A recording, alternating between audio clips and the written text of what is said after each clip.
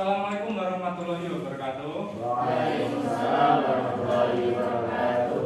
Sebelum kita memulai pelajaran pada siang hari ini, marilah kita berdoa terlebih dahulu. Musyaki tolong dipimpin doa. Siap, doa mulai. Hari ini kita akan mempelajari sebuah materi tentang cerpen. Cerpen itu termasuk jenis karya fiksi atau non fiksi? Fiksi. Coba kalian sebutkan contoh karya sastra yang lain fiksi selain cerpen, ada apa saja? Ya, silakan. Komik, novel. Ya, betul. Selain komik dan novel, ada apa lagi yang bentuk yang lebih panjang dari cerpen? Ya?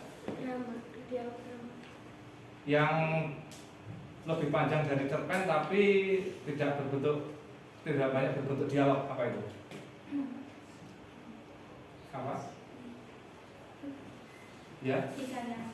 Hikayat. Selain hikayat yang sering kalian baca itu adapun manfaat kita mempelajari cerpen itu kenapa? Karena cerpen itu berisi nilai-nilai kehidupan, ada nilai religius, ada nilai moral, sosial, pendidikan, ekonomi, dan dari nilai-nilai moral itu diharapkan kita bisa meneladani yang nilai-nilai moral yang terdapat di dalam cerpen tersebut. Itulah manfaat dari kita membaca cerpen dalam kehidupan sehari-hari. Selain itu, dengan membaca cerpen akan membuat hati kita menjadi lebih halus ya, karena salah satu manfaat dari kita membaca karya sastra adalah memperhalus budi pekerti. Kita akan meneladani kebaikan-kebaikan yang terwujud dalam tokoh-tokoh yang ada di dalam cerpen tersebut, dan kita juga tidak boleh meneladani hal-hal yang kurang baik yang ada di dalam cerpen tersebut yang terwujud melalui tokoh-tokohnya. Hari ini saya akan menampilkan beberapa video tentang cerpen. Nanti kalian simak baik-baik video tersebut dan kalian catat hal-hal yang penting dari video ini. Kali ini kita akan melanjutkan pembelajaran kita mengenai cerita pendek dalam sebuah kalimat. Jadi jika memang perlu menggunakan angka, tulislah dengan huruf. Jadi di sini. Setelah mengamati tayangan video tersebut, tentunya kalian mendapatkan informasi tentang apa yang disampaikan di dalam video tersebut. Kira-kira dari tayangan tadi ada informasi apa yang kalian dapatkan? Ya, tentang struktur cerpen. Ada yang tahu struktur cerpen itu apa aja? Ya. Orientasi, Ya. aplikasi, komunikasi. Ya, ada 3 jenis. Kemudian pada tahap orientasi atau awalan, ada apa di situ? Ada yang tahu? Ada tahap awalan. Ya. Pengarang memperkenalkan para tokoh, menatap adegan dan hubungan antar tokoh. Iya, betul. Lalu pada tahapan klimaks ada apa di situ? Konflik. Ada apa? Ya, silakan. Peristiwa awal yang menimbulkan berbagai masalah atau kesulitan-kesulitan bagi para tokoh. Kehebatan ataupun keterlibatan yang menyebabkan bertambahnya kesulitan tokoh itu sendiri. Iya, betul. Itu pada tahapan klimaks atau sekarang cobalah kalian berkelompok ya, kelompoknya ini saja, ini kelompok 1, kelompok 2, kelompok 3, dan kelompok 4.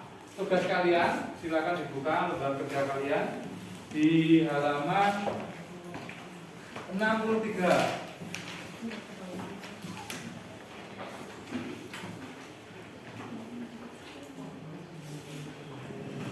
Sudah dibuka halaman 63.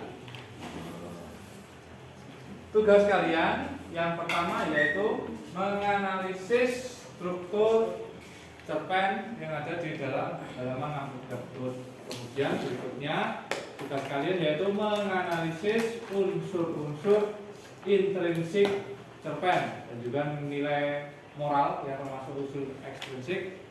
Dan yang ketiga nanti, yang terakhir tugas kalian adalah cobalah untuk menulis cerpen. Nanti kalian tentukan masing-masing dari anggota kelompok siapa yang akan menyampaikan. Kemudian nanti kelompok yang lain akan saling menanggapi hasil pekerjaan dari kelompok yang lain. Silakan dikerjakan, waktunya 30 menit dimulai dari sekarang. Nanti jika ada kesulitan kalian bisa bertanya ya.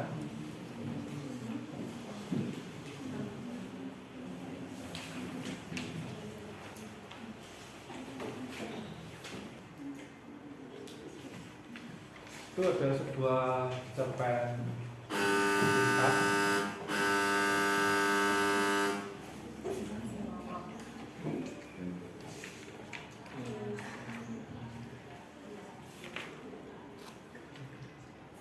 Ingat ya, kalian yang pertama harus menentukan strukturnya dulu, mana bagian orientasi, kemudian mana bagian komplikasi atau klimaks, dan juga mana bagian ending atau bagian reorientasi akhir dari sebuah cerpen.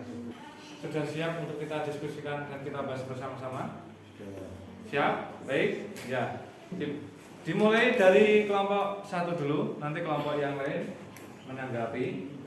Silakan yang menyampaikan siapa? Ya, Latifah. Temanya bekerja keras dan tidak lupa bersyukur. Alurnya maju. Latar tempatnya ada warung Ma'inah, rumah, tempat bekerja. Suasananya sedih, waktu hari Minggu, pagi hari saat hujan. Ya. Sudut pandangnya orang pertama pelaku utama, pemerannya protagonis semua. Penokohannya bapak bekerja keras, Nanda baik, perhatian, berbakti. Ma'inah religius, baik, bijaksana. Nilai-nilai yang terkandungnya dan nilai sosial, ekonomi, religi, dan moral. Ya. Amanatnya, kita harus tetap bersyukur kepada Allah meskipun Allah tidak memberikan banyak kepada kita, dan tetap berbakti kepada orang tua walaupun orang tua hanya memberikan sedikit untuk kita, dan tetap mematuhi orang tua. Ya, yang mewakili siapa? Ya. Kalau dari kelompok 4 itu temanya Iya, boleh. hujan di hari Minggu. Hujan dari Minggu, ya. Itu Dari unsur yang lain adakah yang kurang sepakat dengan kelompok 1? unsur insentifnya sudah lengkap. Ya, sudah lengkap. Kalau nilainya ditemukan sama atau tidak nilainya? Sama. Sama. Ada nilai apa dari kelompok 4? Ada sosial, ekonomi, religius, sama moral. Iya, boleh. Ada lagi tambahan kelompok 4 untuk penampilan kelompok 1? Sudah. Sudah. Terima kasih kelompok 4 atas tanggapan dari kelompok 1. Assalamualaikum warahmatullahi wabarakatuh. Waalaikumsalam warahmatullahi wabarakatuh. Saya Marcelita Fitianingrum akan menyampaikan hasil kerja kita dari kelompok 3 yang berjudul Anak Bermalasan. Minggu adalah hari libur yang ditunggu kaum rebahan, malas beraktivitas. Ada yang hanya ingin rebahan di rumah menghilangkan penat selama 1 minggu beraktivitas, dan ada pula yang berencana akan berlibur. Banu memilih pilihan pertama. Banu memilih bersantai rebahan di rumah, dan parahnya Banu akan selalu merasa kurang dengan liburannya. Banu bangun, sudah siang, ini hari Senin nak. Nanti kamu terlambat, tanya ibunya. Loh, Banu masih capek, Banu turun sehari ya. Banu melas pada ibunya. Jangan begitu, bayar sekolahmu itu mahal. Jangan menyempelekan menuntut ilmu, jawab ibu menyanggahnya. Sehari saja bu, Banu tidur lagi. Berikutnya kelompok 2, bagaimana tanggapannya untuk kelompok 3? Atas Penampilannya kurang, sama yang diajak bicara kurang bisa menarik perhatian audiens. Berarti komunikatifnya perlu ditingkatkan ya, gitu. kurang berinteraksi dengan Terus suaranya kurang keras. terlalu pelan, lemah lembut. Iya, terlalu pelan dan lemah lembut. Ya. Terus ketetapan strukturnya sudah bagus, keruntutan alur juga sudah bagus, Iya. ketepatan unsur juga sudah bagus. Iya, bagus. Kalau saya tanyakan, kira-kira pesan moral atau amanat dari cerpen tentang anak yang malas tadi apa? Untuk lebih rajin, Iya. Amanatnya salah satunya yang selalu pandanglah yang di bawah, jangan selalu memandang yang di atas. Iya, betul. Pandanglah yang di bawah, jangan selalu pandang yang di atas. So, kita harus nantiasa rajin dalam sekolah belajar ya, terutama tidak boleh bermalas-malasan. Ada lagi tambahan untuk kelompok 3 dari kelompok 2? Cukup nggak ada. Sangat pintar dan baik hati. Di sekolah sangat banyak teman yang menyukainya karena sikapnya tersebut. Tak jarang semua ingin berteman dengan Fitri. Ada lagi anak yang bernama Ita. Ia berbanding terbalik dengan Fitri. Ia pintar, namun sangat sombong. Temannya hanya dua, yaitu Lisa dan Lily, gadis kembar di sekolahnya. Suatu hari, ibu guru mengumumkan bahwa akan ada perlombaan membaca pita. Ya, berikutnya kelompok 1, silakan tanggapannya. Penampilan suaranya sudah bagus, keretakan struktur, penuntutan alur dan ketepatan unsurnya sudah bagus. Namun ada pengucapan kata yang kurang jelas, sama ada tambahan huruf yang tidak memfahamkan. Oh, E-nya itu tadi ya. Iya. Ya. Kalau dari segi nilainya sudah sesuai. Sudah sesuai. Amanatnya apa? Amanatnya rendah hati dan tidak sombong. Ya, kita harus senantiasa bersikap rendah hati dan tidak sombong serta tidak boleh meremehkan orang lain. Kalau ada tanggapan lagi kelompok 4? Sudah. Terima kasih kelompok 1 atas tanggapan untuk kelompok 4. Berikutnya kelompok 3, tanggapan untuk kelompok 4. Penampilannya sudah bagus, sudah percaya diri, tapi tadi masih ada cara pelafalan teks cerita yang salah. Seperti tadi pidato dibacanya pitato. Oh, iya. Kepuasan ya? Iya. Ya, boleh, baik ya. Bisa diperbaiki nanti di kelompok 4. Berikutnya kelompok mana? Kelompok 3 atau kelompok 4 dulu? Silakan kelompok 4, tanggapannya. Untuk penampilannya, jangan terlalu terpaku pada teks dan jangan terlalu cepat. Dari segi intonasi dan pelafalannya kurang. Juga jangan terlalu grogi. Terus kalau bagi struktur sama alur unsurnya udah tepat. Iya. Kalau misalnya pesan moral atau amanatnya tadi apa?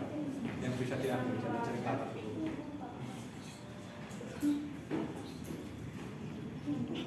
Tentang seorang anak dari keluarga kurang mampu lalu mendapatkan beasiswa, berusaha kerja keras.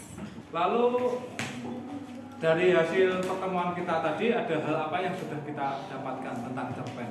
Tentang apa saja? Yang pertama. Iya, pertama. Kita dapat mengetahui struktur cerpen, unsur-unsur cerpen, Ya. sama cara membuat cerpen. Ya, kita mengetahui struktur cerpen, unsur-unsur cerpen, dan tata cara dalam membuat cerpen yang mana itu akan bermanfaat bagi kita, khususnya bagi kalian nanti yang mungkin kelak akan menjadi seorang penulis, ya, penulis atau seorang sastrawan. Ini bisa dijadikan sebagai langkah awal atau modal dasar untuk kalian nanti jika ada yang ingin menjadi seorang penulis cerpen, ya, atau sastrawan. Sastrawan itu tidak melulu dari kuliah di bidang sastra, tapi semua itu terbuka kesempatan bagi siapapun di bidang apapun untuk menjadi seorang penulis. Lalu untuk pertemuan berikutnya, silahkan kalian mencari cerpen dari media apapun, boleh di surat kabar, boleh di internet, ataupun di media-media yang lain atau media sosial. Lalu tugas kalian adalah menganalisis struktur cerpen tersebut, kalau kemudian menganalisis unsur-unsur intrinsik dari cerpen tersebut, dan yang lain kalian harus menyunting penulisan dari cerpen tersebut. Kira-kira sampai sini ada kendala yang kalian hadapi atau tidak selama pembelajaran hari ini? Tidak ada. Sudah bisa dipahami oleh semuanya ya? Baik, kalau sudah bisa dipahami oleh semuanya, marilah kita tutup pelajaran pada siang hari ini. Muzaki tolong dipimpin doa teman-temannya. Kita akhiri pembelajaran siang hari ini. Akhir kata, wabillahi taufiq wal hidayah. Assalamualaikum warahmatullahi wabarakatuh. Waalaikumsalam warahmatullahi wabarakatuh.